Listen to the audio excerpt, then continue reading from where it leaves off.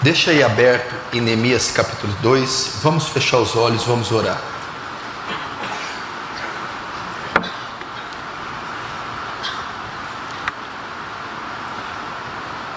Pai Santo, Pai bendito,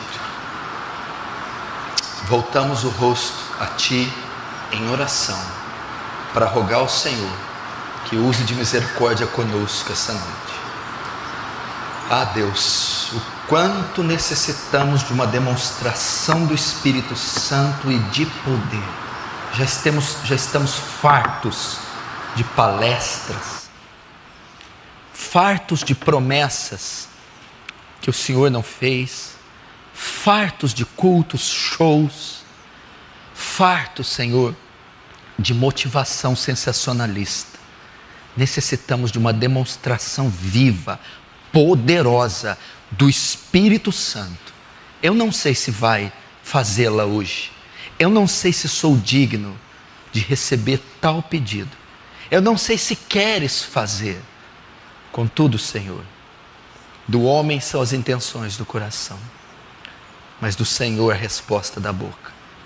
Se aprover ao Senhor, segundo o beneplácito da sua vontade, assim o faz. Todavia, receba glória para si.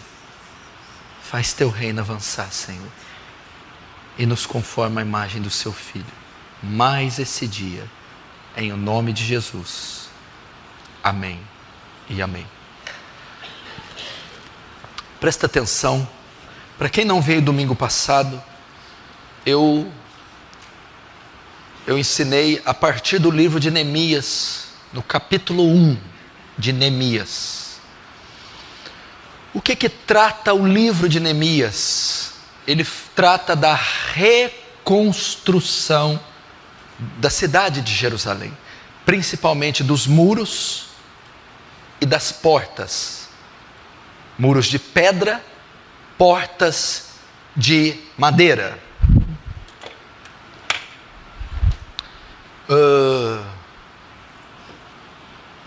Ele trata disso. A cidade de Jerusalém havia sido destruída pelo império predominante da época, o Império Babilônico, sobre a égide, a liderança de Nabucodonosor. Ele invade, destrói, saqueia e leva a maioria da população para o cativeiro na Babilônia. Depois de 70 anos, Ciro é quem vai dominar, Ciro é quem vai ter domínio da maior parte do mundo na época. 70 anos depois do cativeiro, Ciro sobe ao poder.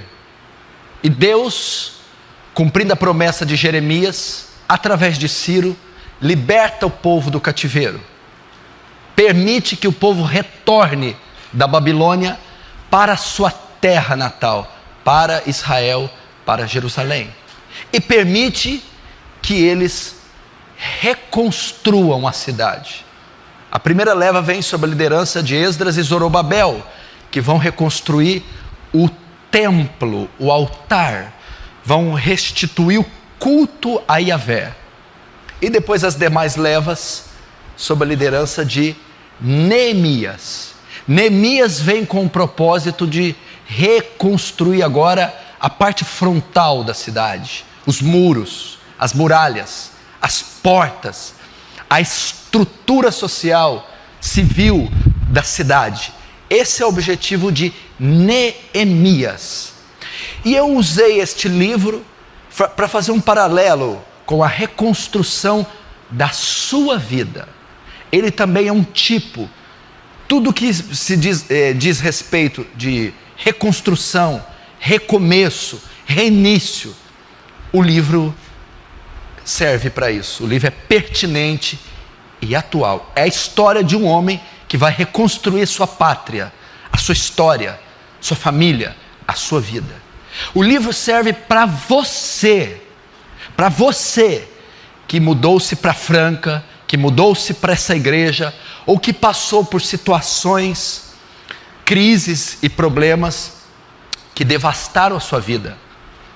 A situação de Jerusalém era uma situação de ruínas, estava destruída, estava entre escombros, havia ela perdeu a sua beleza, a sua forma, para estar em completa ruína. E essa pode ser a história da sua vida. Esse império judeu já foi poderoso, com a conquista de Josué, a posse das terras prometidas, os poderosos exércitos. Israel foi se firmando como nação, e foi se firmando como um poderoso império.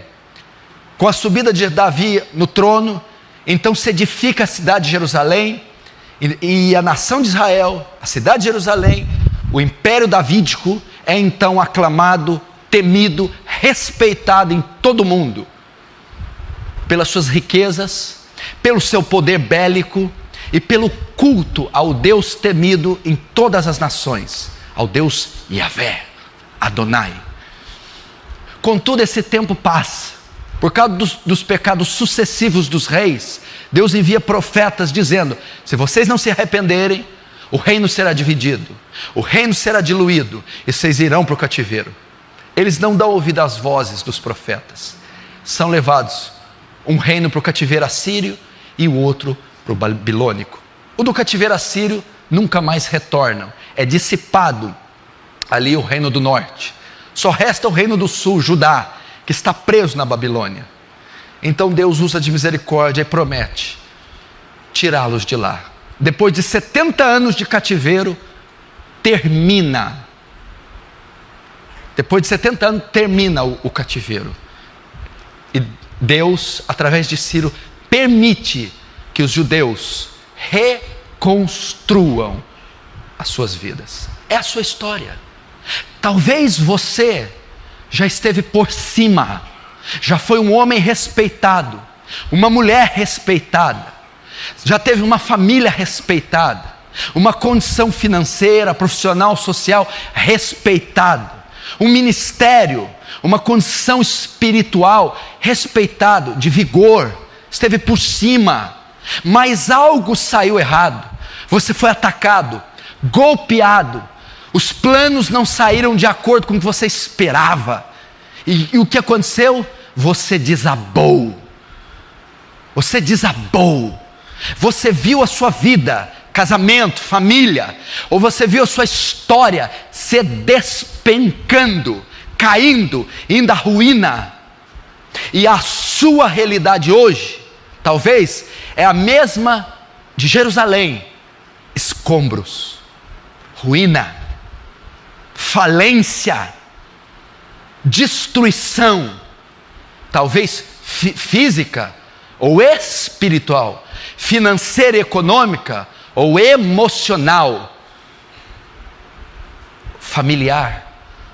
Ou você é daqueles casos graves que o ataque do inimigo não deixou nenhuma área sem ser afetada.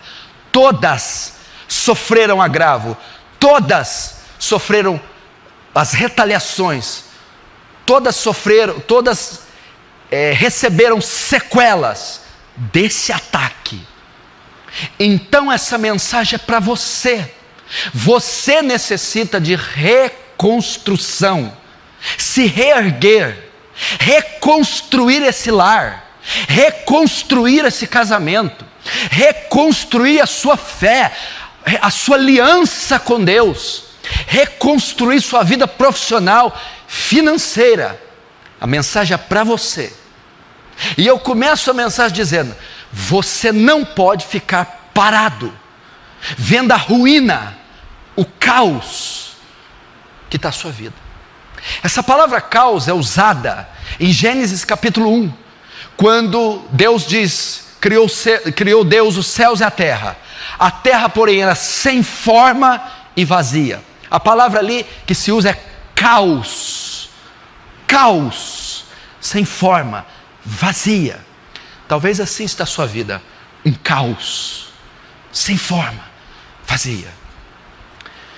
Então Neemias fica sabendo, Deus vai usar um homem para reconstruir a cidade. Neemias, um judeu que estava na Pérsia, na fortaleza de Suzã, na Pérsia, e era copeiro do rei atual, Artaxerxes. E ele ele estava ali servindo ao rei a 1.400 quilômetros de Jerusalém, onde estava arruinada. Ele encontra um dos seus irmãos, israelitas, judeus, pede informações do estado da cidade.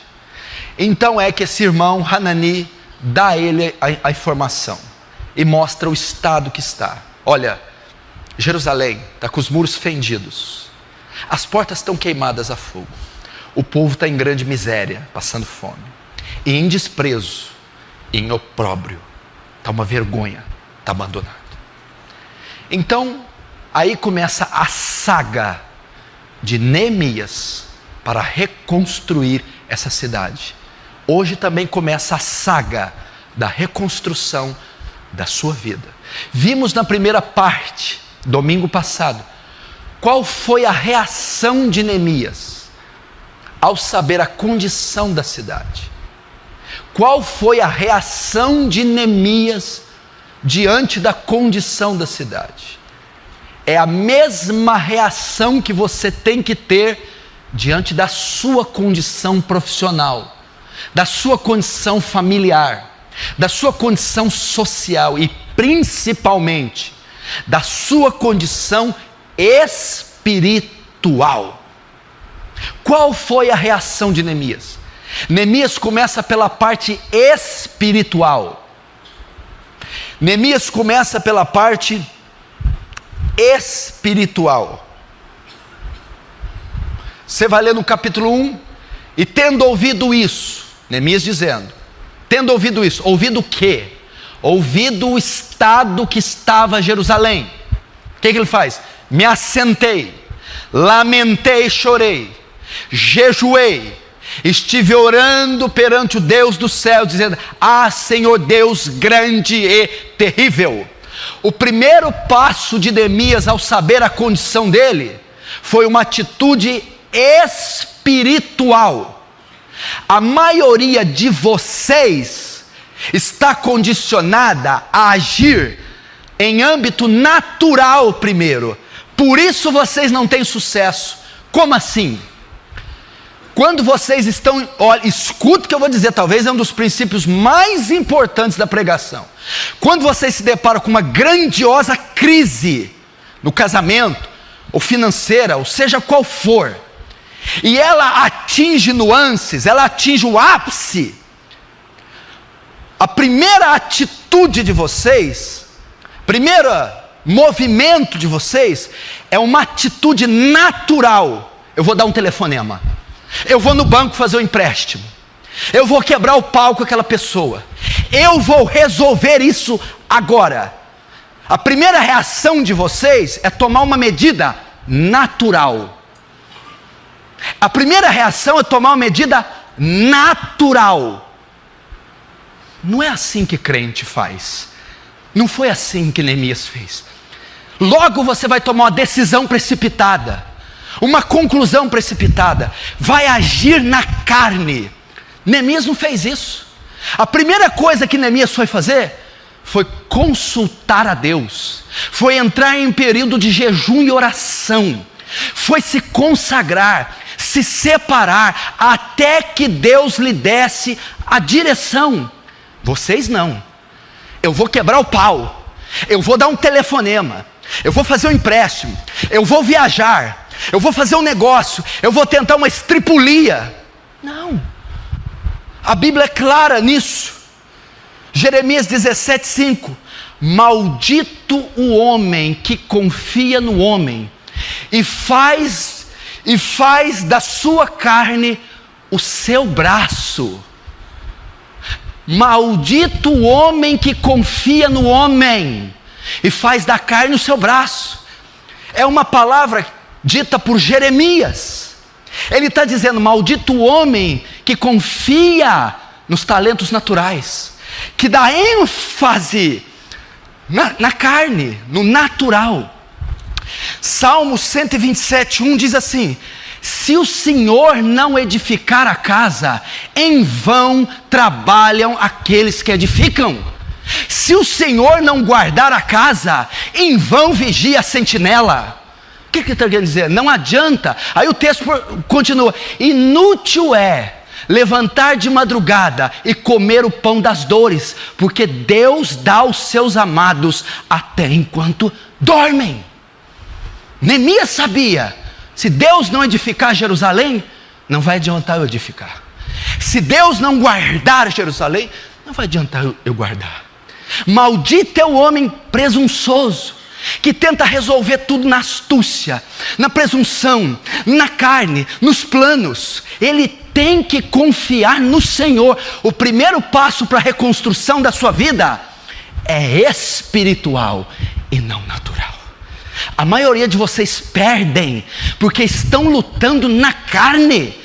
Está batendo boca com a filha, está batendo boca com o marido, está manipulando pessoas contra outras pessoas para provar a sua situação, está tentando planos, negócios, compra, venda, assinaturas, sem antes consultar a Deus, reservar um momento de consagração. O primeiro tijolo do muro, quem coloca é Deus e não você.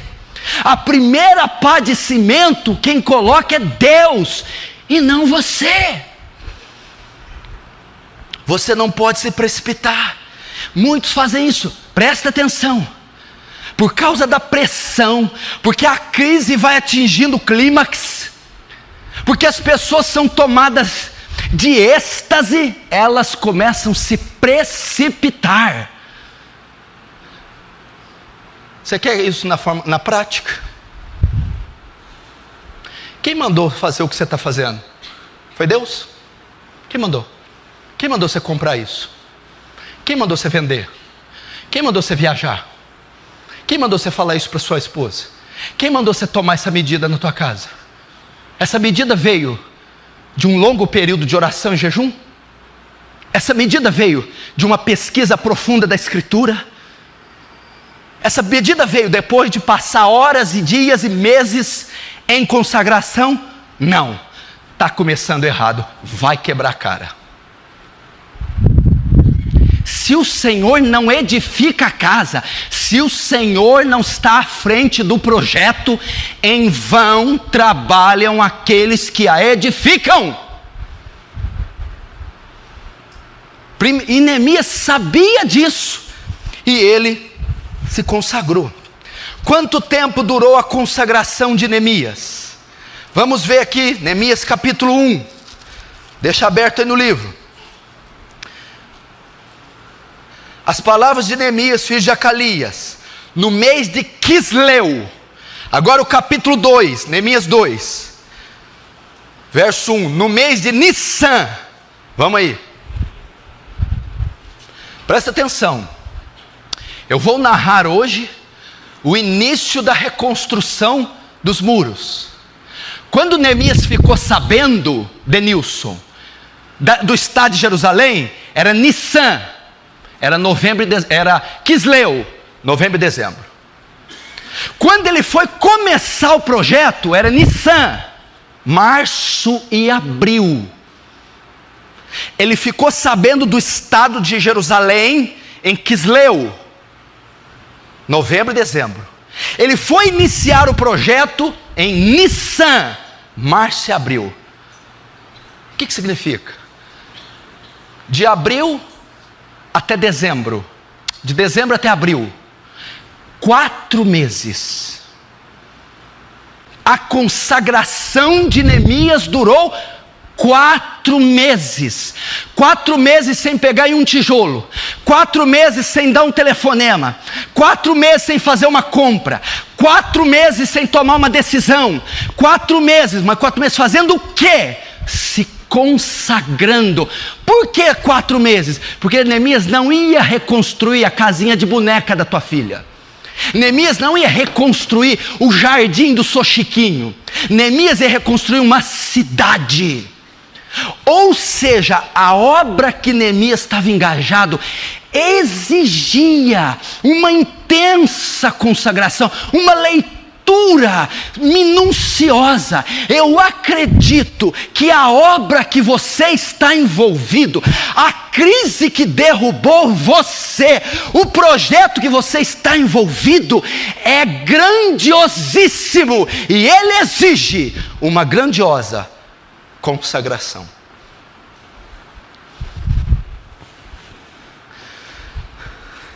Mas por que mais ele demorou 4 meses? Entendeu? A primeira parte foi a parte espiritual. A segunda, Neemias vai pôr a mão na massa. Por que 4 meses? Mateus, Lucas. Por que 4 meses? Júnior. Por quê? O que eu aprendo aqui para a reconstrução da nossa vida? Primeiro, ela começa no céu e não na terra, âmbito espiritual. Segundo, ela tem que ter uma duração razoável. Terceiro, por que entre o relatório que ele recebeu do Estado de Jerusalém e a reconstrução levou 4 meses? O que ele fez durante os 4 meses, além de se consagrar? Neemias está fazendo, escute aqui, esse tópico é importantíssimo. Você quer reconstruir sua vida? Diz amém. 4 meses. Neemias está fazendo um planejamento. Como é que está a cidade? Está destruída, está tudo perdido, está tudo queimada. Nossa, pega os cavalos, vamos lá agora. Não, peraí, Neemias. É um grandioso projeto. Você tem que planejar, fazer uma leitura, uma avaliação, para saber como você vai dar início ao projeto. Meu irmão, você, para reconstruir a sua vida, você precisa de um planejamento. Olha para o seu estado, olha para a sua condição. Não adianta sair a esmo, dar tiros no ar, socos no ar. Você está esgotando os seus cartuchos, os seus recursos, e não está acertando o alvo. Você está usando energia, empregando força, energia, recursos financeiros, fé, oração, mas sem um alvo definido, você vai fracassar. Neemias não fez isso, ficou 4 meses quieto, fazendo o quê? Um planejamento. O que significa? Senta com a tua esposa, senta com teus filhos, senta com teus pais, faça reuniões, discuta o que está acontecendo, faça uma leitura, para que você reconstrua. Deve haver um planejamento. E como que se planeja? Faça uma reunião no lar, sente com a sua esposa, indague, questione, pergunte, responda a ela. Sente com seus filhos, indague, pergunte, questione os seus filhos. Sente com toda a sua família e diga o que está acontecendo, onde nós estamos errando. Vamos num comum acordo iniciarmos um projeto. Planejamento. Planejamento. Senta com seus funcionários, senta com os teus obreiros, senta com seus pastores, senta com seus subalternos, senta com seus liderados, senta com sua equipe, senta com a sua mulher, se a crise for no casamento, senta com seus pais, se a crise for entre pai e filho, senta com a família, se a crise for na família, senta com os pastores, se a crise for espiritual, senta, faça um planejamento. Amanhã eu vou orar e jejuar. Vai orar e jejuar para quê? Vai orar e jejuar o quê? Quantos dias? Que jejum? Para qual alvo? Não sei. Não adianta. Não, eu vou vender e comprar isso e para aquilo. Mas como? Baseado em que leitura? Em que circunstância? Com quais orientações? 4 meses planejando. Como é que eu vou reconstruir? essa cidade. Senta. Provérbios 24:6 diz assim: olha, com conselheiros prudentes tu farás a guerra, e a vitória na multidão dos conselheiros. Com conselheiros prudentes tu farás a guerra, e a vitória com conselheiros prudentes. Reuniões, planejamento, sintonia, harmonia entre você e a equipe que está envolvida na reconstrução. Provérbios 11:14: não havendo sábios conselheiros, o povo cai. Não havendo sábios conselhos, o povo cai. Mas na multidão de conselheiros, eles se firmam. Foi o que Neemias foi fazer. Foi consultar o conselho. Planejamento. Quantos estão entendendo? Diz amém.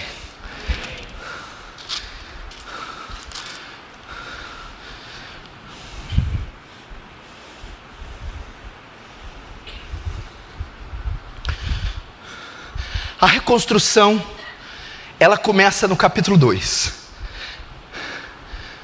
Ok? Ela começa com Deus, já vimos isso. Foram 4 meses orando, jejuando, refletindo. A reconstrução se inicia com Deus e em Deus. 4 meses se consagrando e 4 meses fazendo o seu planejamento. Olha só, durante 4 meses, ele não tomou uma decisão sequer. Não deu um passo. Não colocou um tijolo, não fez nada. Por quê? Porque em 4 meses Neemias não fez nada? Porque ele estava esperando. Ele não ficou 4 meses orando, jejuando. Para quê? Buscando uma resposta de Deus. E enquanto Deus não falasse, ele não começava. No capítulo 2, Deus responde Neemias. Então ele vai começar. Vamos ver, capítulo 2. No mês de Nissan, no ano 20º do rei Artaxerxes, uma vez posto vinho diante dele, eu tomei para oferecer e dei. Ora, eu nunca estivera triste antes. Aqui, capítulo 2, verso 1. No mês de Nissan, 4 meses depois, vai começar a reconstrução. A resposta começa aqui, março e abril do ano seguinte. Como a resposta vem? Verso 4. Disse-me o rei: que me pedes agora? Até aí.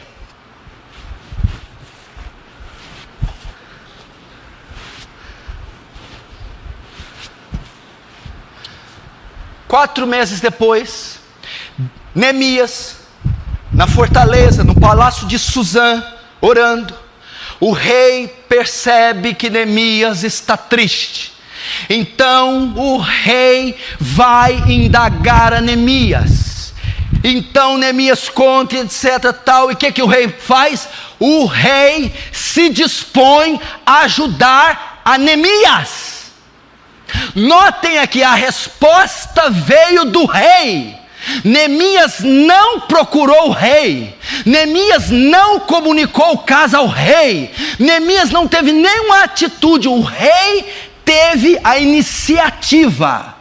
Ou seja, Deus respondeu a Neemias através do rei Artaxerxes. Você precisa esperar Deus responder você. Deus vai ouvir o teu clamor. Deus vai considerar o seu jejum. Leve o tempo que for, seja da forma que for, Ele irá responder-te. Num belo dia, 4 meses, servindo o rei diz: eu proponho te ajudar. Sabe o que é isso? Provavelmente, escute,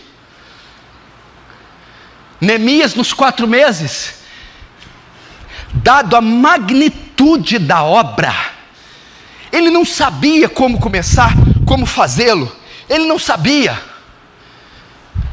Provavelmente Neemias nos 4 meses orou assim, ó: Deus, me dá um sinal, me dá um sinal.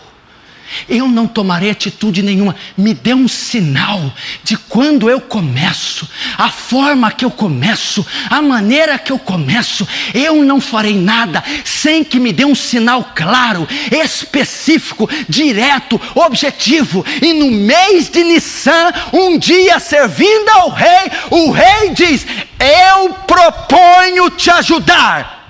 Veio a resposta.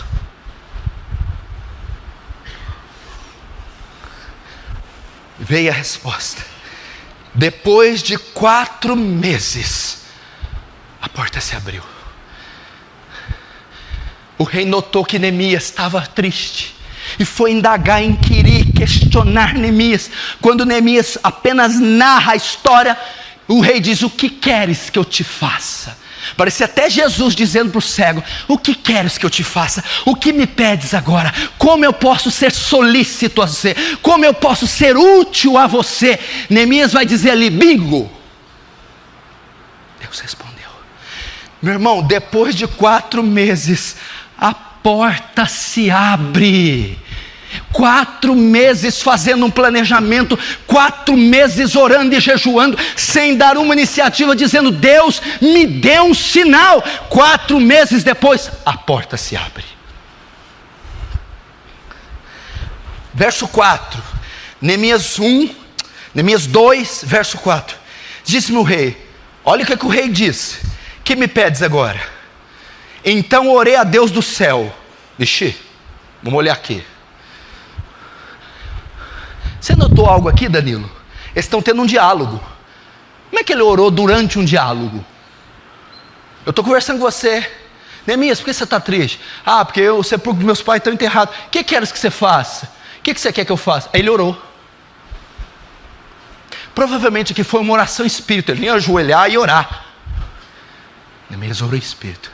Você não tem ideia o que eu vou falar agora, Felipe. Quando o rei pergunta para ele: o que eu posso fazer? A porta abriu.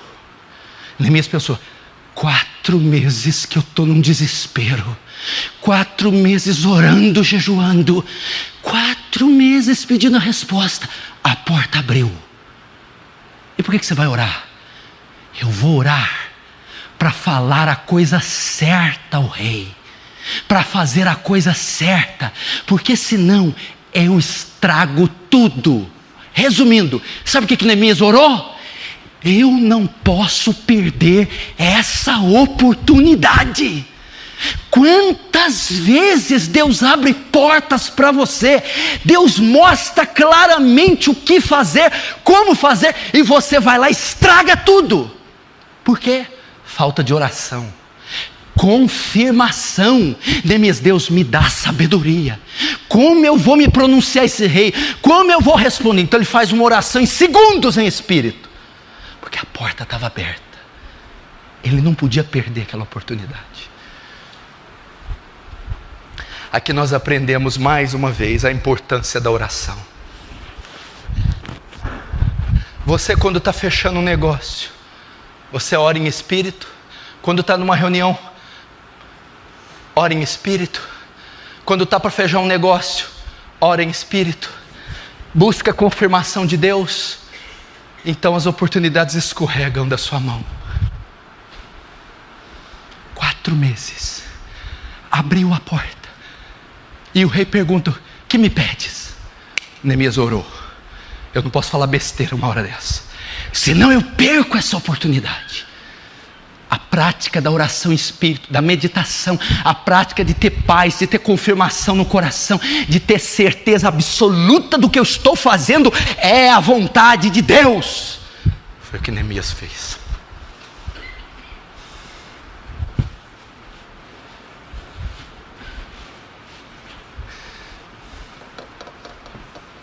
Verso 6. Então o rei estando a rainha sentado junto a ele, disse: quando durará a tua ausência?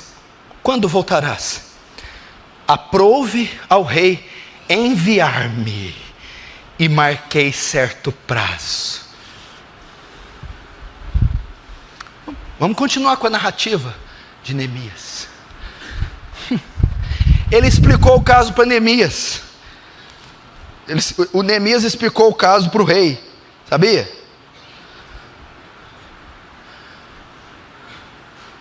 Sabe o que o rei fez? Neemias explicou o caso para o rei. Ó, minha vida está destruída, está tudo queimado, cheio de buraco, o povo está passando fome, vergonha, miséria, desprezo, está uma lambança, está tudo desgraçado, ferrado, destruído, fundo do poço, não tem jeito de ficar pior. O senhor já viu o filme Massacre da Serra Elétrica? Então, eu estou na 8ª edição, eu sou o personagem principal, eu sou aquele que perde as vísceras no filme. Eu estou precisando de ajuda. Sabe o que o rei fez? Sim, eu te ajudo. O que eu aprendo aqui?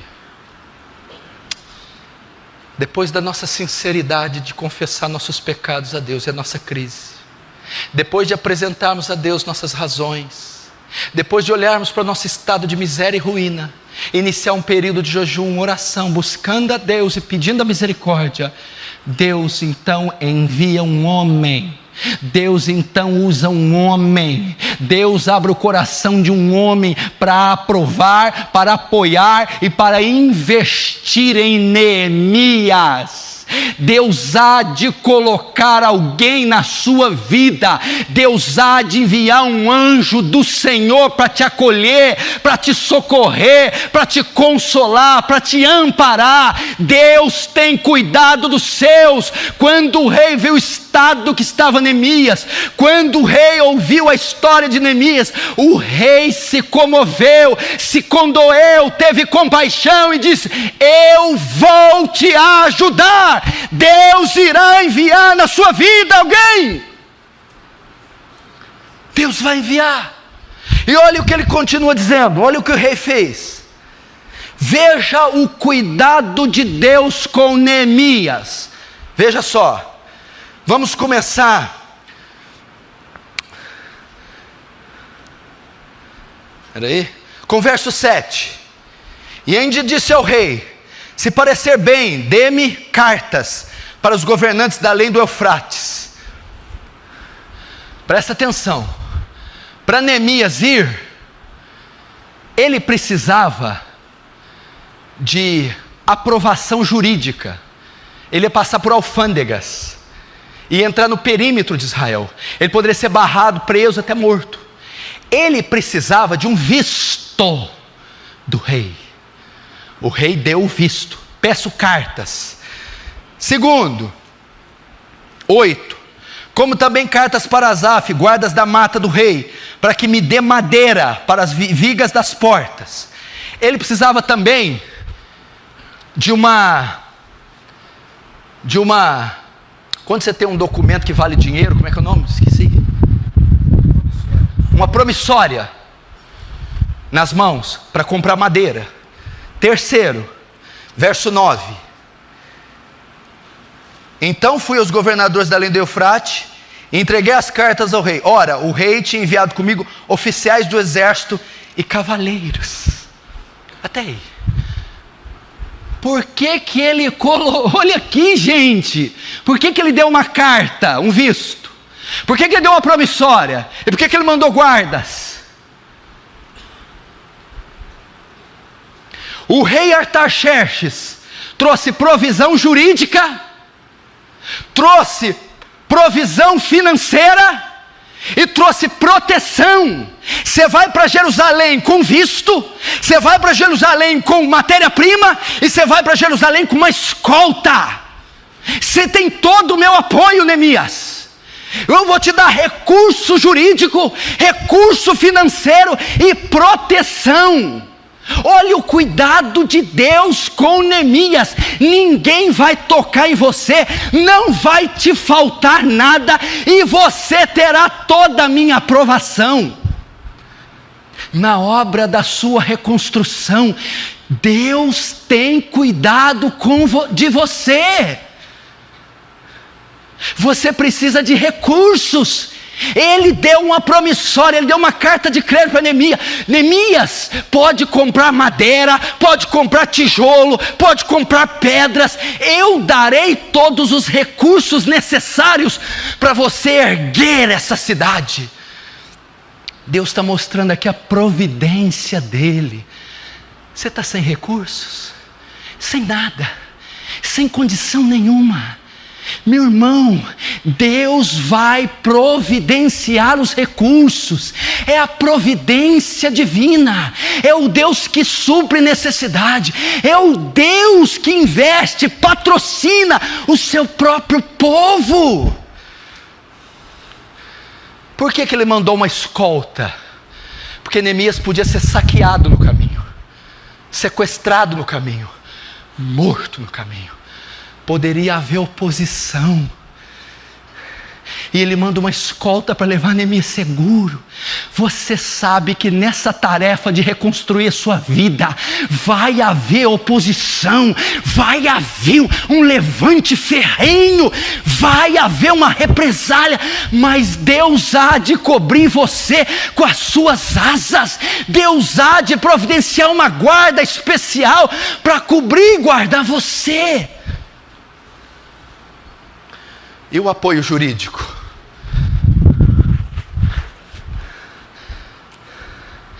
Papéis, juízes, aprovação.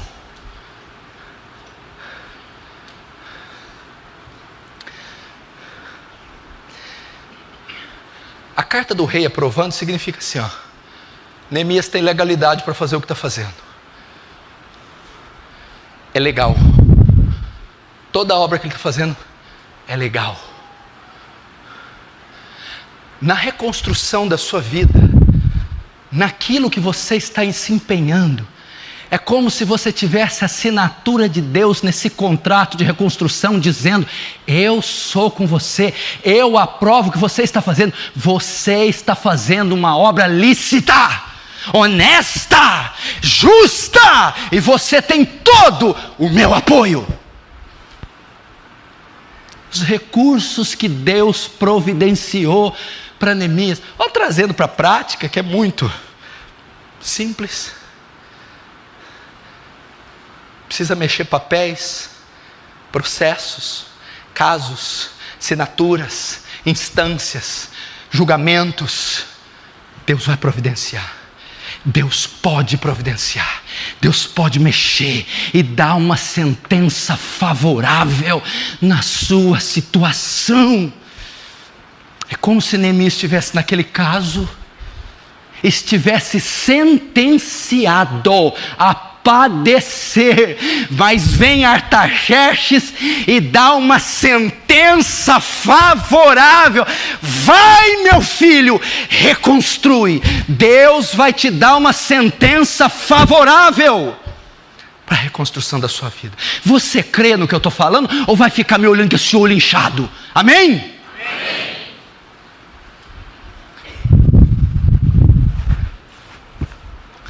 O cuidado de Deus. Agora o verso 11. Verso 10, melhor dizendo.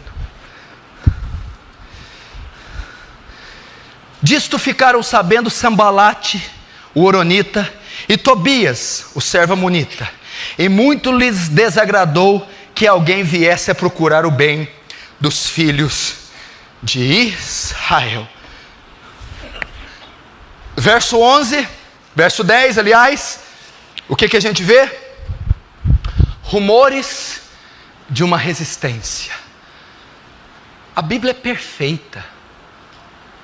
Logo no início, o rei já tinha aprovado, melhor, Neemias já havia sabido do estado de Jerusalém, já havia orado, jejuado 4 meses, já tinha o projeto, a planta da reconstrução na mão, tinha a aprovação do rei, tinha o patrocínio e tinha a escolta. Ele iria iniciar o projeto. Tobias e Sambalate, daquela região, ficou sabendo. E não se agradaram. Rumores de uma resistência. Presta atenção, aqui é estratégico, não é coincidência. Quando eu quero evitar uma obra, o avanço, a vitória de alguém, eu não tento interceptá-lo no meio da prova. Eu tento impedi-lo de correr, impedi-lo de iniciar.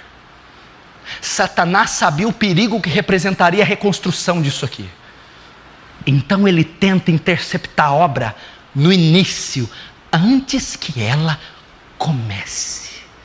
Agora você vai entender porque você tem tanta dificuldade de se reerguer. De reerguer tua empresa, de reerguer tua família, de reerguer teu ministério, a tua vida espiritual. Porque quando você começa a ver os aparatos ao seu redor, e você sente que está pronto, e vai dar início, a oposição aparece, para causar desânimo em você, para desencorajar você, para impedir que você lance os alicerces, ou erga o primeiro tijolo logo no início. Você já viu? Quantas vezes você já se prometeu? Semana que vem eu começo um jejum. Nada. Semana que vem eu vou reformar isso. Nada. Agora eu vou dar um jeito na minha vida. Nada. Você já viu isso? É a oposição se levantando no início. Desânimo, calúnias, para te desencorajar. Olha só, escuta! Escute isso aqui. Satanás sabe que o primeiro passo, Júnior, é o mais importante de todos. E ele vai fazer de tudo para você não dar o primeiro. O primeiro passo, porque você já viu, você está ali, a hora que deu o primeiro, vai embora. É o primeiro. Então ele vai exercer, André, uma opressão ferrenha, uma oposição ferrenha, para que você fique debaixo dos escombros e não saia de lá. Ele vai fazer isso.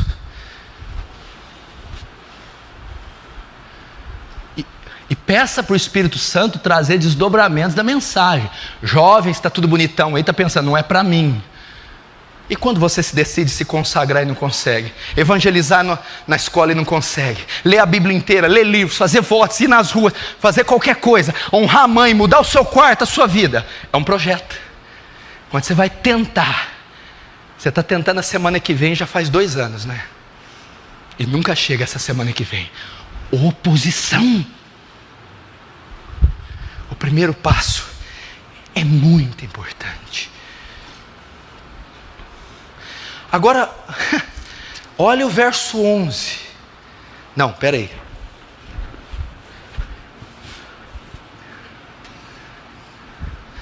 Agora você vai ver o verso 11. Silvana, o método que o diabo usa para impedir você de reconstruir. Vamos ver o método que ele usa. É o capítulo 2, o verso 19. Porém Sambalate o Horonita e Tobias, o servo amonita, e Gesem o arábio, quando souberam, zombaram de nós e nos desprezaram e disseram: que é isso que quereis fazer? Quereis rebelar-vos contra o rei? Olha o método que o inimigo usa. Sabe qual é o método, André? Desprezo. Desprezo. Quem é esse povinho? Quem que é essa gentinha? Quem que é essa ralé? Ouvindo que eles iam reconstruir, desprezaram Neemias, aqueles judeuzinhos. É o desprezo, é dizer: você, Ângelo, você não vai dar nada na sua vida. Você, Alexandre, vocês. Mesmo método que Golias usou contra Davi. Quando Davi vem, aquele menininho, a Bíblia diz o quê? O que a Bíblia diz? Golias, 3 metros de altura, 400 quilos, um guerreiro fenomenal, um menininho pastorzinho. A Bíblia diz que quando Golias viu o menino, o desprezou. Só por acaso algum cão para vir comigo com paus e pedras? O desprezou. Fala: você é ralé, você é nada. Esse é o método do inimigo. diminuir você, denegrir você, rebaixar você, mexer na sua estima, nos seus complexos, dizer você não pode, você não é, você não faz, você nasceu para viver aí, nos escombros. Agora qual foi a reação de Neemias? Qual foi a reação de Neemias?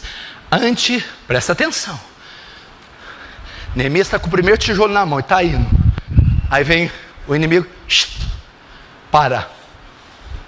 Está iniciando, não iniciou ainda. Para. E desprezou.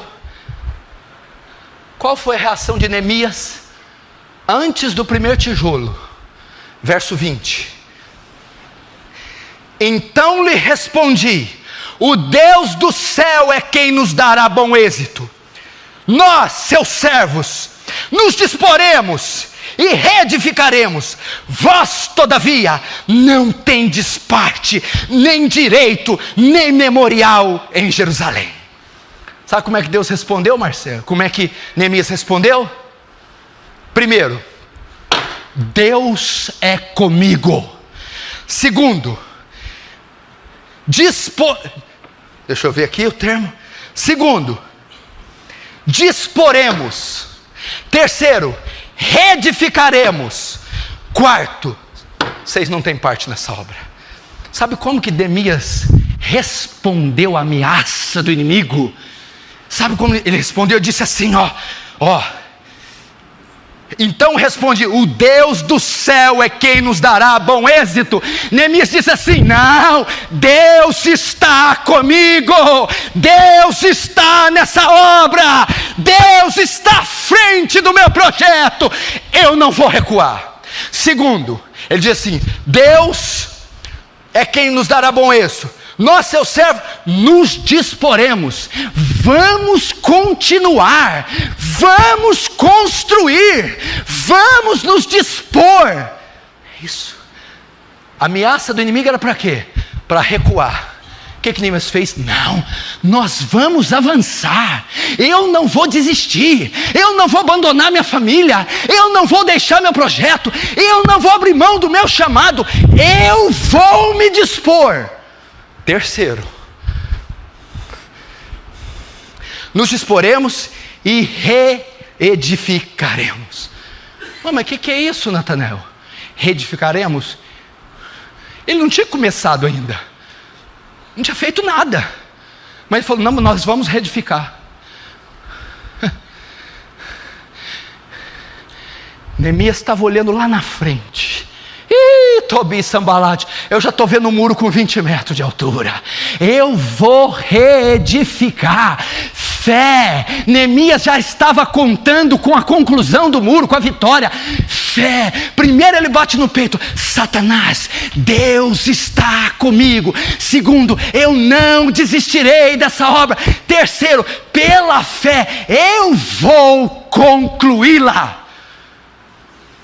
Edificaremos. E quarto, vós todavia não tendes parte, nem direito, nem memorial em Jerusalém. Sabe o que ele disse?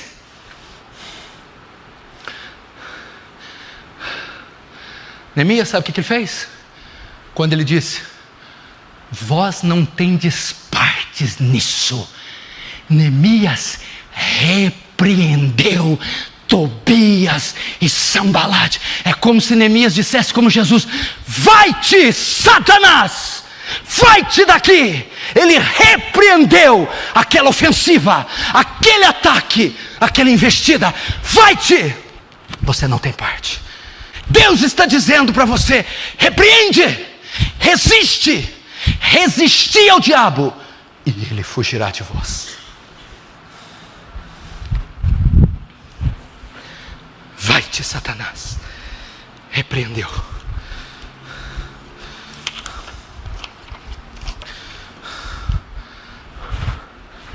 Quantos estão entendendo? Diz amém. Amém. Capítulo 3 agora. Vamos ver. Depois de resistir à oposição, ele vai começar a reconstrução. Não pôs o tijolo ainda. Está vendo a dificuldade? Não pôs. Agora ele vai começar, André.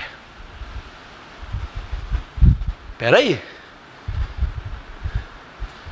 Ele tem o material: madeira, pedra, cimento. Ele tem as cartas, os vistos, aprovando ele de ir e vir trafegar por aquelas estradas tranquilo. Ele tem a escolta, a proteção. Ninguém vai tocar nele. Tem tudo. Agora ele vai começar. Mas como? Ele não tem mão de obra, irmão Luiz. O que adianta o senhor ter R$1 milhão? Ter material, ter tudo, mas está sozinho. Para fazer uma porta de banheiro o senhor consegue. E para fazer uma cidade? Ele não tinha mão de obra. Estava sozinho. Sozinho. Era uma colossal obra. Ele jamais conseguiria reconstruí-la sozinha. Jamais. Aí sabe o que acontece? A minha Bíblia diz que a obra que Deus começa, Ele termina. Deus levanta uma equipe, 38 turmas, trabalhando em regiões diferentes, para assessorar o grande líder, o grande governante, o grande ministro Neemias. Acompanhe comigo o capítulo 3. Então se dispôs Eliacibe, o sumo sacerdote, se dispôs para quê? Ele e os outros sacerdotes, seus irmãos. Esses vão ficar com a porta das ovelhas. Ok? Verso 2. Junto a eles edificaram os homens de Jericó. Deus levanta homens de Jericó para também ao seu lado. Verso 3. Deus levanta também os filhos de Racenaá, edificaram a porta do peixe, e colocaram vigas, e assentaram as portas com ferrolhos e trancas. Deus levanta uma equipe, 38 grupos divididos em vários setores da obra.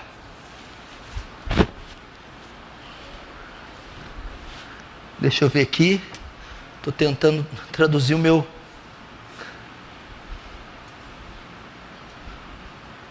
Entendi. 38 turmas.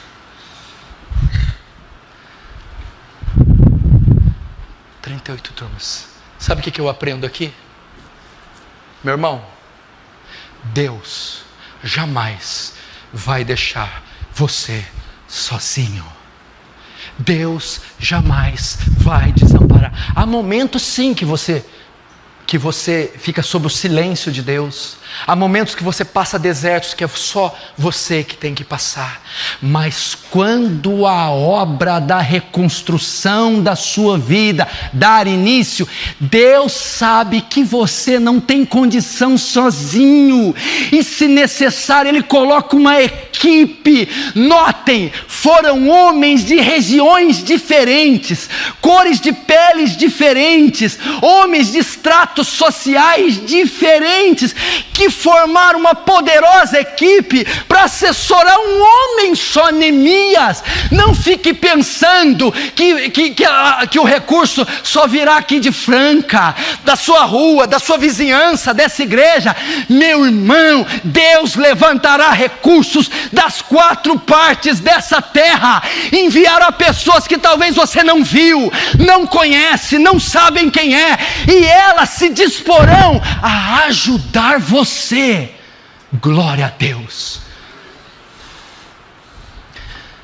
38 equipes em todos os cantos da cidade, apoiando a ordem de um só homem, Neemias. Virá, meu irmão, virão. Deus preparará pessoas. Deus preparará almas generosas, bons samaritanos, almas piedosas, indulgentes, senhoras, irmãos em Cristo, irmãos fora de Cristo. Não, e fora de Cristo não é irmão, né? Pessoas fora de Cristo virão, ajudarão você. Como eu queria ter tempo para falar, mas tem tanto ainda. Depois de tudo, a obra dá início. Veja o verso 6. Joiada, filho de Passeia, e Mesulão, filho de Bessodias, repararam a porta velha, colocaram-lhe as vigas, e lhe assentaram as portas com seus ferrolhos e trancas. E aí vai. Qual que foi, no que consiste a descrição do versículo 6? A obra, enfim, começou.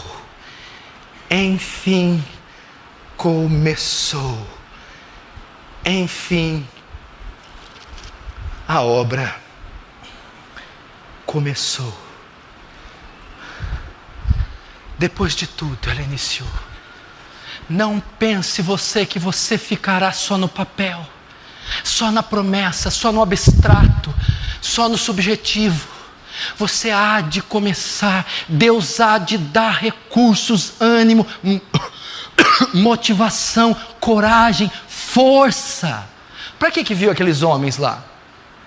Porque tem cada tópico que tem tanto desdobramento que a gente não... Porque Neemias não entendia de topografia. Neemias não entendia de argamassa. Neemias não entendia de madeira de cedro. Neemias não entendia de nivelação, prumo. Deus colocou um especialista para cada área deficiente de Jerusalém. Se você estiver precisando, se você estiver com dor, Deus não vai mandar. Se você estiver com dor, Deus não vai mandar um cozinheiro para você. Se você estiver sem roupa, Deus não vai mandar um fazendeiro. Deus enviar pessoas estrategicamente, Jesus. Pessoas que tenham talentos e recursos que vão de encontro com a sua necessidade. Eram pessoas experimentadas e cada uma no seu talento, na sua obra, fazendo aquilo que necessitava a cidade. Meu irmão, isso é o cuidar da soberania de Deus. Meu Deus, você tem que acreditar na fidelidade de Deus. Você tem que se lançar, descansar, se render à fidelidade e à precisão de Deus. Glória a Deus. Glória a Deus. Capítulo 4, verso 6. Capítulo 4, 6. Assim edificamos o muro, e todo o muro se fechou até a metade de sua altura, porque o povo tinha ânimo para trabalhar. Capítulo 4, verso 6, sabe o que aconteceu? Eles tinham construído o muro até a metade. Metade do muro, não tinha acabado o muro, mas tinha colocado a metade. O que entende isso? Quem passava de longe desse uma espiadinha, ó, estão fazendo um muro ali. As pedras são bege, parece ter um projeto de um jardim. Eu vi uns portais meio ali, deve uns... Que a cidade feia, suja, cheia de escombros, 70 anos que estava abandonada. Parece que vai ficar bonito, hein? Olha lá. Dá para ter uma ideia da forma. Jerusalém foi tomando forma. Eles já iniciaram o projeto. O muro já estava na metade. Já começou a retornar a identidade, tomar forma. Meu irmão, o seu sonho, o seu projeto vai começar a tomar forma, vai sair do papel. Quantos anos orando e jejuando e nada, quantos anos se revolvendo no leito de cama e nada, quanta oração, jejum e culto após culto, nenhum sinal, só poeira, ruínas, tragédia, dor. Mas finalmente você vai começar a ver o seu plano ter forma, vai sair do papel, você vai começar a ver as primeiras vitórias, você vai começar a ver esse cativeiro terminar, diz o Senhor. Forma. Sua filha vai voltar a dar credibilidade para você. Pai, finalmente o que o Senhor tanto fala está se cumprindo. Seus filhos vão dar credibilidade para você, mãe. Seu esposo, sua esposa.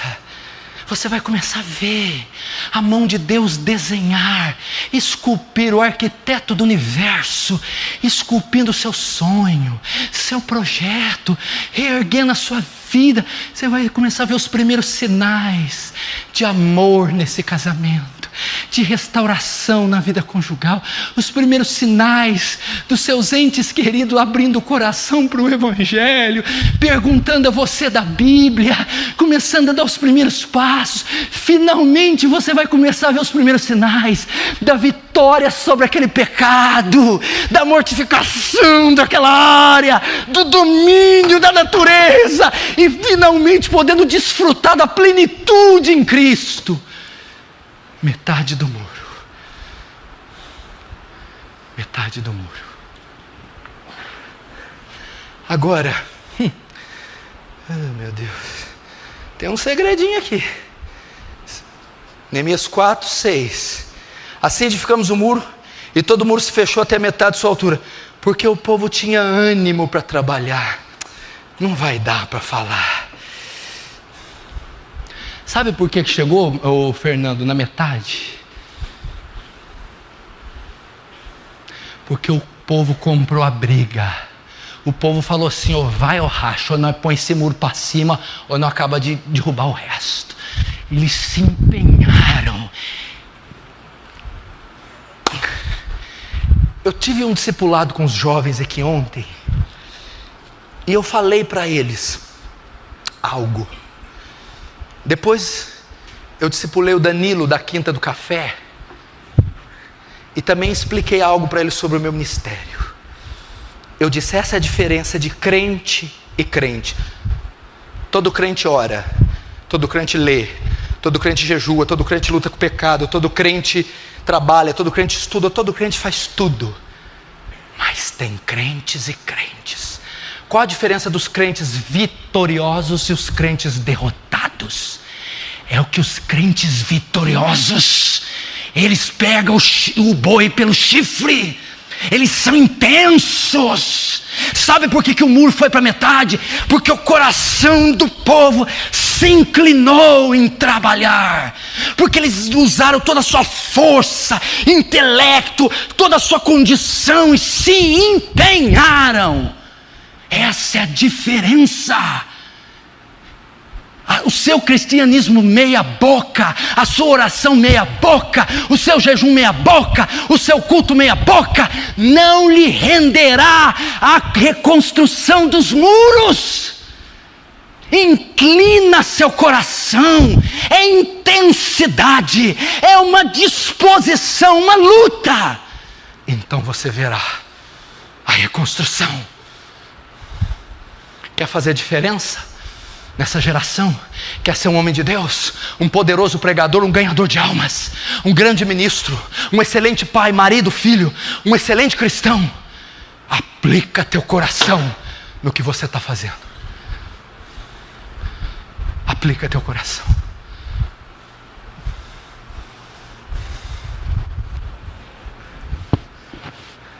Verso 7. Opa, olha ele aí, ele voltou. Mas ouvindo Sambalate e Tobias, os arábios, os amonitas e os asdoditas, que a reparação dos muros de Jerusalém ia avante, e que já se começaram a fechar-lhe as brechas, ficaram sobremodo irados. Ajuntaram-se todos de comum acordo para vir atacar Jerusalém e suscitar confusão ali. Lembra do capítulo 2? Presta atenção, irmão. Quando eles iam iniciar a obra, o inimigo levantou para tentar impedir de iniciar. Agora a obra está na metade, O inimigo levanta de novo para impedir de terminar. Primeiro ele se levantou para impedir de começar. Agora o muro está na metade. Vai impedir de terminar. Até aqui, 90% da igreja chega. Até aqui chega. Passa por tudo que eu preguei. Até que chega. Mas aqui, a maioria cai. Começou. Estava dando certo. Nós estávamos nos indo bem. Aí veio uma oposição. Abandonei tudo. A hora que o diabo está vendo que está tendo forma, a sua mãe está quase vindo no culto, a sua mulher começou a abrir o coração para o evangelho, aquelas almas estão convertendo, as dívidas vão ser pagas, agora parece que vai, o casamento está bom. Quando está tomando forma, ele se levanta, ele se opõe, diz: não, você não vai terminar, não, não.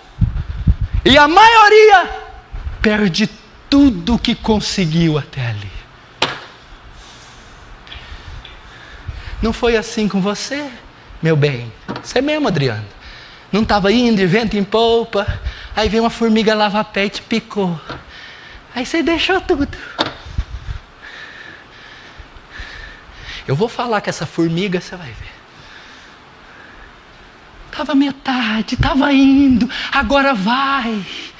Meu irmão, você não está lidando, Alexandra, com um gremlin, lembra? Aqueles bichos.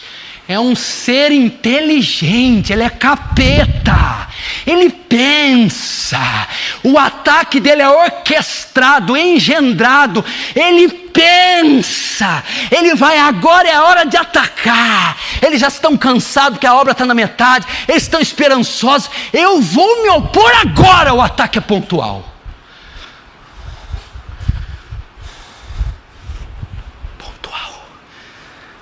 Lê o 8 comigo. Ajuntaram-se todos de comum acordo para vir atacar Jerusalém e suscitar confusão ali. Gabriel, Satanás é um ser inteligente. Sabe o que o versículo 8 narra, Sérgio? Uma conspiração. Ele pegou gente da cidade, ele foi comprando, corrompendo, ele foi criar um motim, ele foi falar com os governantes, ele vai suscitar, eu vou impedir essa obra. Gente, é aí que vocês tomam, vocês acham, vocês têm a cultura de diabo, está amarrado, sai, capeta, e vocês acham que é assim que lida com ele. Meu filho, ele não é gato, ele não é cachorro, ele não é um animal irracional, ele desviou do céu 1/3 dos anjos, é a criatura mais inteligente que existe, ardilosa, sagaz, maligna. Ele está orquestrando um plano contra Neemias para derrubá-lo, agora que o muro está na metade. Então ele veio a primeira vez para impedir de começar, agora ele vem a segunda para impedir de concluir, de terminar.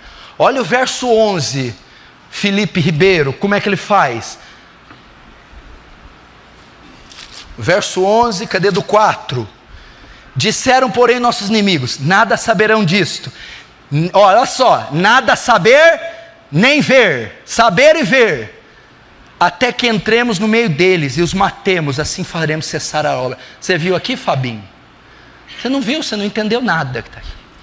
Nós vamos entrar no meio deles, Juliano, no meio de vocês aí, sem vocês verem nem saberem, e vamos matar vocês. É sutil, é invisível, é uma seta, uma coisa assim, é difícil, gente, não é com a cauda e com o garfo, eu sou o diabo, não, é uma mensagem de celular, é um e-mail, é uma palavrinha para ferir a mulher que ela está quase pegando sono, e ele entra, é sutil. É uma notinha que você deixou, é uma mentirinha no telefone, é um realzinho, uma dívidazinha boba. Ele está entrando, sem eles saberem, eu vou entrar, sem eles ouvirem, sem eles verem, eu vou entrar no meio, e eu vou acabar com esse muro. Sutil. É a hora de você ter discernimento, pelo amor de Deus. Discernimento. O que é agora é a hora? Seu Alceu, Denilson, José Moreno, Líria, está na metade? Vitor, não pode ter uma brecha agora. Nenhuma. Senão vai tudo por água abaixo, o serviço. Ele está ali, ó, com o olho dele. Ah, deixa eu ver pecado. Ah, deixa eu ver. Fecha as brechas.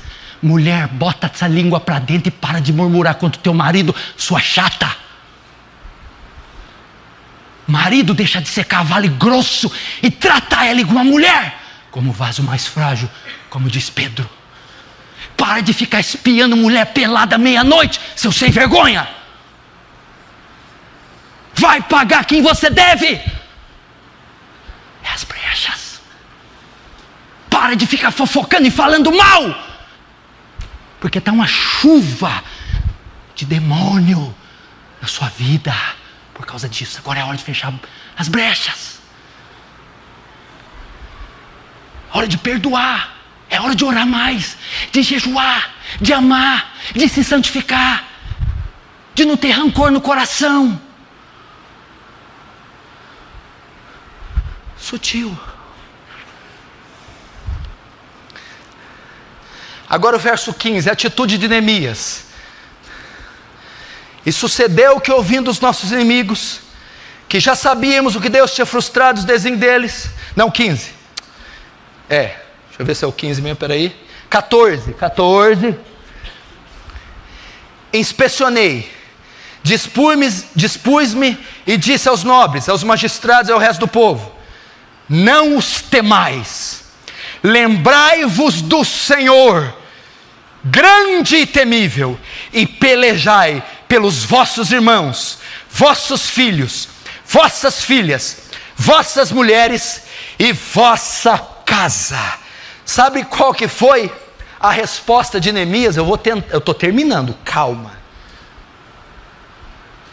Vieram a primeira vez, Neemias deu uma chapuletada e resistiu eles, para impedir de começar. Agora o muro está na metade, eles voltam para impedir de terminar. Neemias diz assim: não os temais. Sabe o que Neemias está dizendo aqui? Wender, não se intimida com o inimigo, não. Ele quer te intimidar.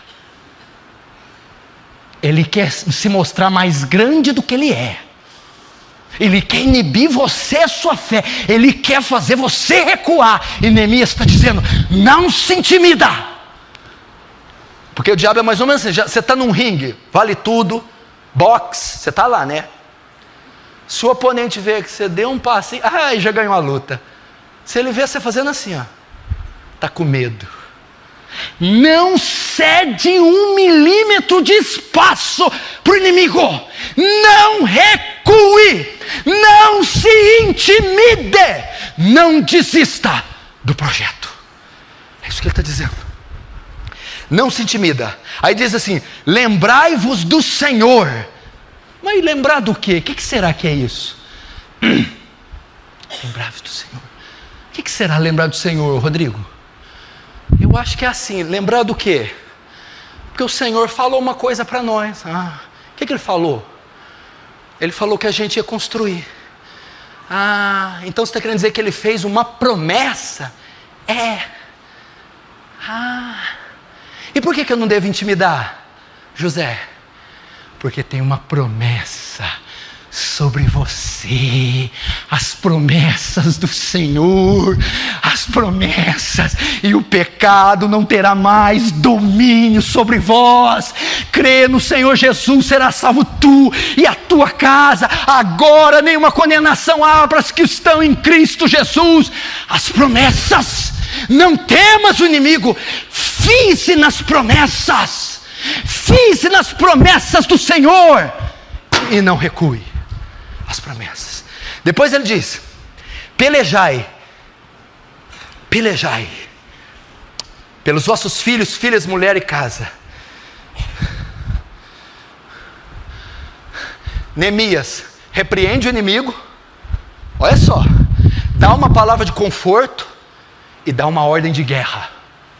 Manda ver, passa a mão na espada, pelejai, vamos ao combate, vamos ao ataque, vamos. Igreja, esse é o som da trombeta para a igreja, é uma ordem de guerra, é uma ordem de guerra. A Bíblia não chama você de coitado, sabe qual é o título que a Bíblia usa para você? Soldado, exército, milícia, luta, guerra.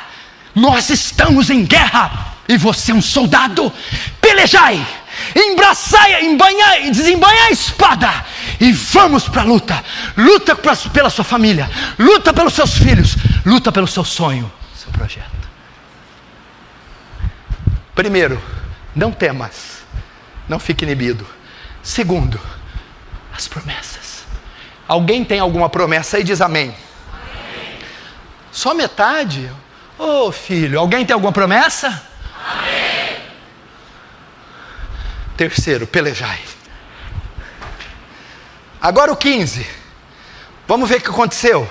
E sucedeu que, ouvindo os nossos inimigos, que já sabíamos, nossos inimigos que já o sabíamos, e que Deus tinha frustrado o desígnio deles, voltamos todos nós ao muro, cada um a sua obra.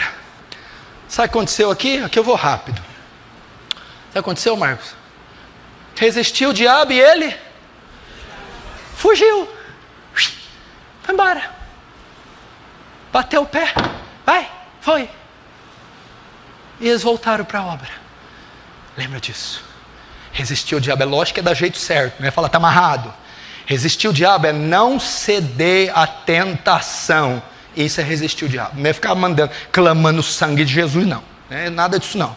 Nem amarrar, desamarrar. É não ceder à tentação. Aí ele vai investir. Viu que você não cedeu, você resistiu. E ele fugirá de você. Aí, sabe o que ele fala aqui no 15? Sucedeu que, ouvindo os nossos inimigos, já sabíamos o que Deus tinha frustrado o plano. Voltamos todos nós ao muro, cada um a sua obra. Sabe o que é isso, André e Kátia? É assim, ó. O diabo veio e se opor. Aí vocês deram uma balançada e resistiram ele. A hora que ele foi embora, Larissa vai para o seu posto, Kátia para o seu, eu para o meu, a outra para o outro, outro para o outro. Cada um com a sua fatia de responsabilidade. Vocês não têm um plano aqui de reconstruir essa família? Temos. Cada um vai fazer a sua parte. Viu, pai? Não é só você não. Viu, mãe? Não é só você não. Viu, filho? Não é só você não. Cada um cuidando do que lhe diz respeito. E se não é assim, é você, pai, que tem que colocar cada um no seu posto. Capítulo 5. Agora está terminando. Agora entra a pior batalha de Neemias. Olha o 5. Foi grande, porém, o clamor do povo e de suas mulheres. Contra quem? Os judeus, seus irmãos. Por quê? Porque havia os que diziam: somos muitos, nós, nossos filhos, nossas filhas, que se nos dê trigo para que comamos e vivamos. Até aí.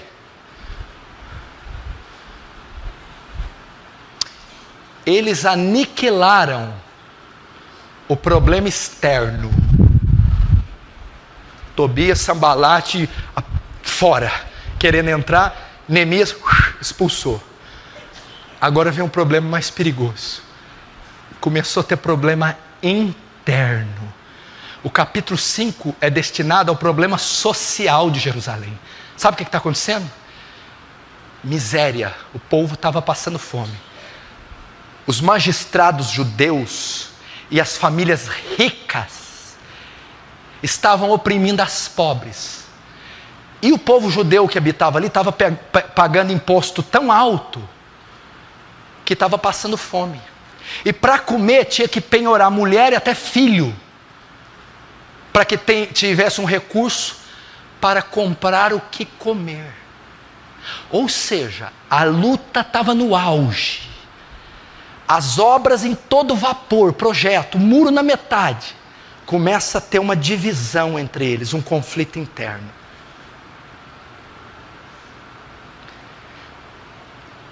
Agora imagina, o povo não tinha condição de trabalhar porque estava dedicado na construção do muro. E não tendo condição, não tinha muito dinheiro para ter o que comer. E o povo estava extorquindo, explorando os magistrados. E começou a haver um conflito para retardar a obra. Essa é a maior luta que você vai enfrentar para reconstruir sua vida. A divisão no seu lar. Um reino dividido contra si não subsistirá.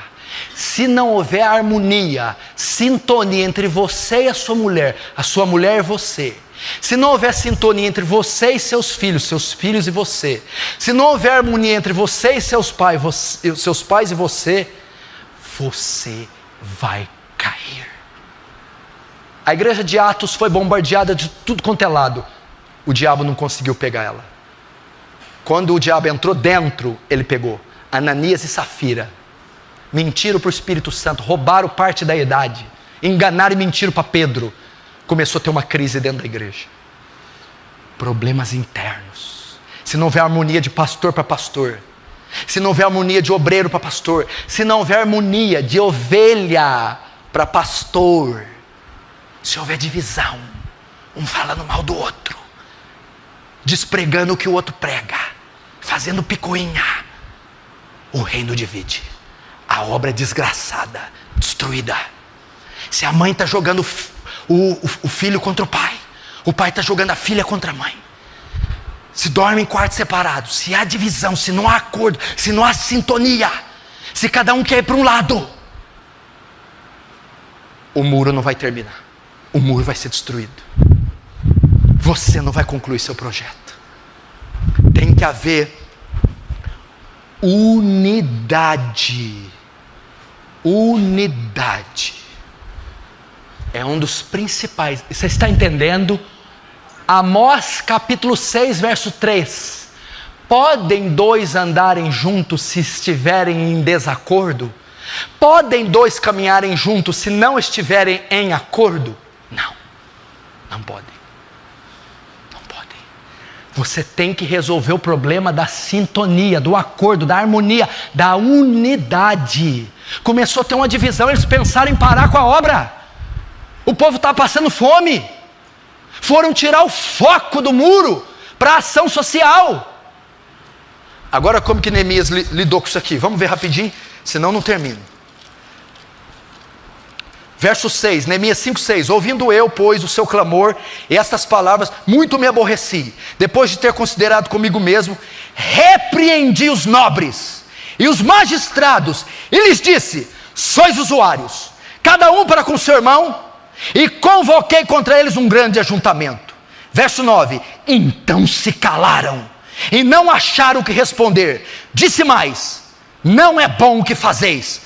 Porventura não deveis andar no temor do Senhor nosso Deus, por causa do opróbrio dos gentios, dos nossos inimigos? Verso 11, restituí-lhes hoje, vos peço, as suas terras, as suas vinhas, os seus olivais, as suas casas, como também o centésimo do dinheiro de trigo, do vinho e do azeite. Verso 12, então responderam: restituir-lhe-emos, e nada lhe pediremos, faremos assim como lhe diz. Então chamei os sacerdotes e os fiz jurar que fariam segundo o que prometeram. Sabe o que Neemias fez? Vem cá você aqui, vem cá você, assina todo mundo essa potroca aí, e eu quero unidade. Aí vieram os magistrados de filinha assim,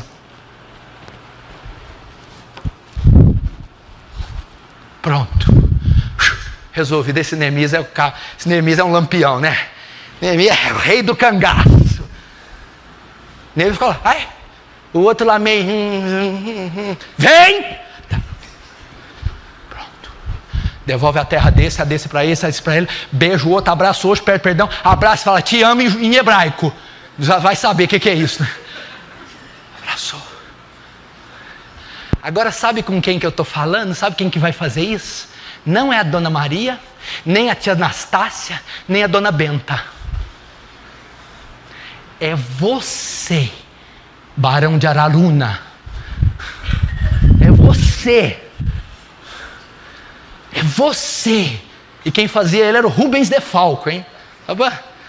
Só a veiarada que ria aí, ó. Não ri não, que você se entrega, meu filho. Aí todo mundo sabe que você tem mais de 50. É o pai que pega o menino, vem cá, senta aí. Pega a menina, vem cá, senta aí.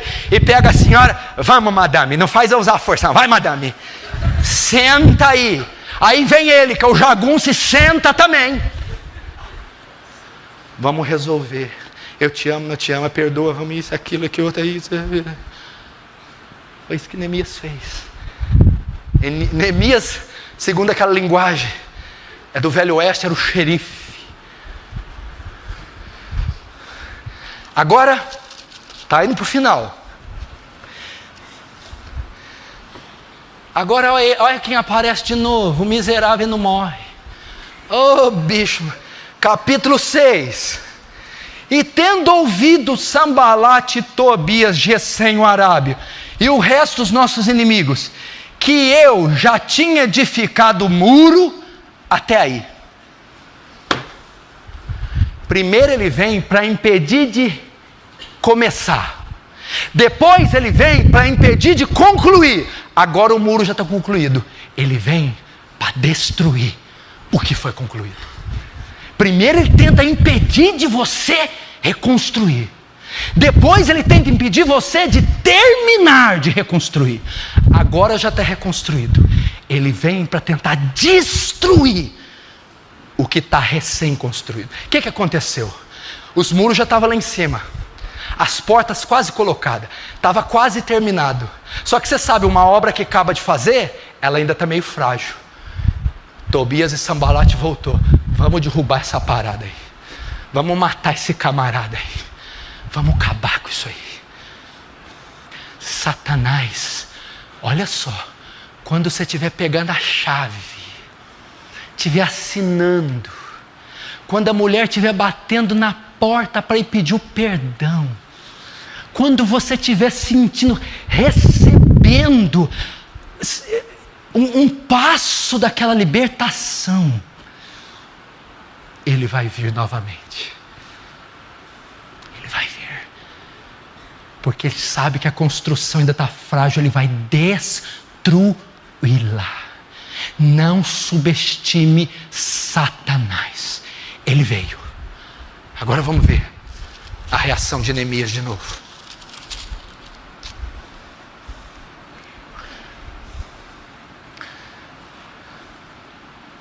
Verso 1, né? Tendo ouvido Tobias, Sambalate, Gesem, o Arábio e o resto dos seus inimigos, que eu tinha edificado o muro e que nele já não havia brecha nenhuma, ainda que até esse tempo não tinha posto portas nos portais, Sambalate e Gesem mandaram dizer-me: vem, encontremo-nos nas aldeiras do Vale do Ônio. Porém tentavam fazer mal. Agora o verso 4. 4 vezes me enviaram o mesmo pedido, e eu, porém, lhes dei sempre a mesma resposta. Até aí. Notem, ele veio de novo, e agora o muro já estava pronto. E a Bíblia diz, Neemias diz que ele veio 4 vezes. Ele insistiu. Vai mostrar que a insistência do diabo, a perseverança dele, ele não desiste de destruir você. Ele foi aqui pela 3ª vez, e na 3ª foi 4 vezes consecutivas para tentar destruir Neemias e o muro. Olha a insistência do inimigo. Eu só estou dizendo, dando ênfase para mostrar para você que você está numa guerra. Você não está num parque de diversões. Enquanto você não encarar a sua vida cristã como uma guerra, você não vai vencer. E 4, agora a reação de Neemias. Eu, porém, lhe dei, o verso 4, eu, porém, lhes dei sempre a mesma resposta. Qual resposta? O verso 3. Enviei-lhes mensageiro a dizer: estou fazendo grande obra, de modo que não poderei descer. Por que cessaria a obra, enquanto eu deixasse e fosse ter convosco? Sabe qual foi a resposta de Neemias? Estou fazendo uma grande obra, e eu não vou descer. Não cedeu à tentação, não cedeu à ameaça, não deixou a pá sair da sua mão. Estou fazendo uma grande obra. Por que deixaria eu? Determinação. É essa palavra rasgada do vocabulário dos crentes, hein? Você precisa ler o Monge Executivo. Você não precisa ler o Monge Executivo, não, você está doido? Não tem inspiração divina? Você precisa ler Neemias. Determinação, objetividade, afinco, esmero. É como Paulo diz: esquecendo das coisas que para trás fico, prossigo avanço para as que estão avante de mim, prossigo para o alvo. Eu já falei aqui, eu vou falar de novo. Sabe o que quer dizer essa palavra no grego? Avanço, violento esforço para frente. Paulo era um rolo compressor, uma máquina. Eu faço um violento esforço para frente. É assim que você tem que fazer no seu projeto.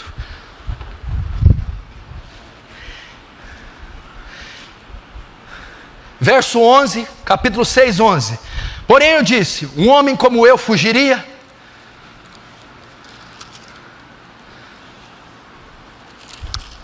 Até aí. Um homem como eu fugiria? Claro, não fugiu.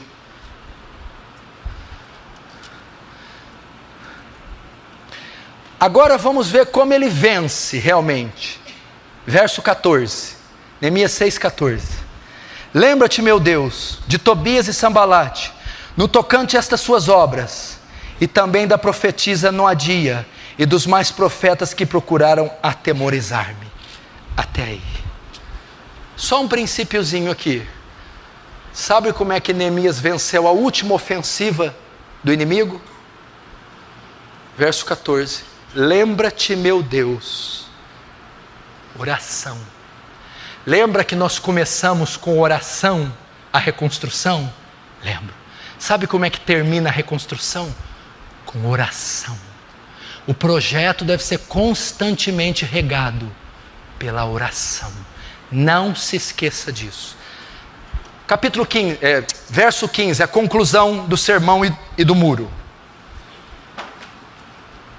Depois que Neemias ora, acabou-se, pois, o muro, aos 25 dias do mês de Elul, em 52 dias, acabou-se, pois, o muro, ao 25 dias do mês de Elul, em 52 dias. Sucedeu-se que, ouvindo todos os nossos inimigos, temeram todos os gentios, nossos circunvizinhos, e decaíram muito no seu próprio conceito, porque reconheceram que por intervenção do nosso Deus é que fizemos essa obra. Aqui tem 3 coisas, rapidinhas. Primeiro, a promessa que Deus fez se cumpriu. O muro foi erguido em 52 dias. A obra que Deus começou, Ele completou.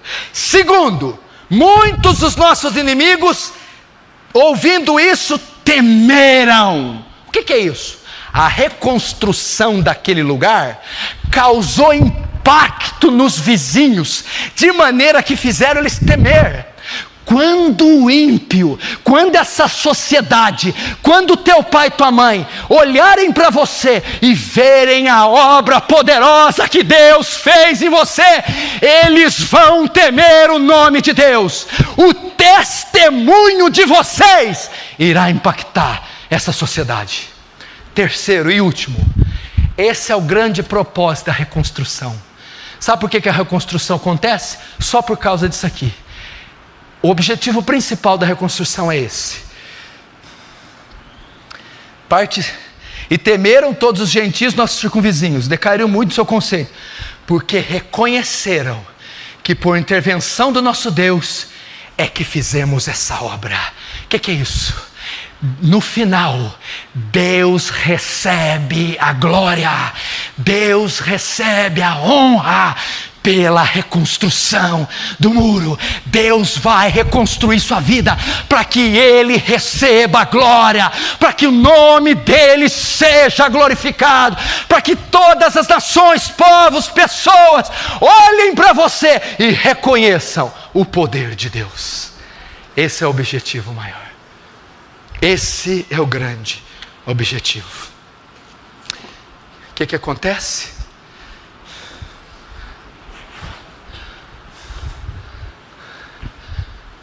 Neemias consegue. O sonho foi concluído. O projeto foi acabado. Ele reconstruiu a cidade. Os muros agora não tem mais brecha. As portas estão queimadas. Ele vai passar a governar. A miséria vai ser terminada. O opróbrio, a vergonha. Eles voltarão a ser um povo com honra. E no final, o nome de Deus é exaltado. O nome de Deus. Está vendo essa situação que você está aí? Está vendo? Essa crise? Deus há de restituir você, restaurar você e preparar tudo aqui que eu preguei, para que no final Ele, e somente Ele, saiba disso, não é mérito seu, não é honra sua, Ele, somente Ele, receba louvor, receba honra, receba glória. Glória seja dada ao Senhor. Que a vida de todos aqui seja reconstruída, reformada, transformada, refeita, para que Ele, o soberano de Israel, o grande eu sou, seja então glorificado em nossas vidas. Feche os seus olhos agora e comece essa obra de reconstrução.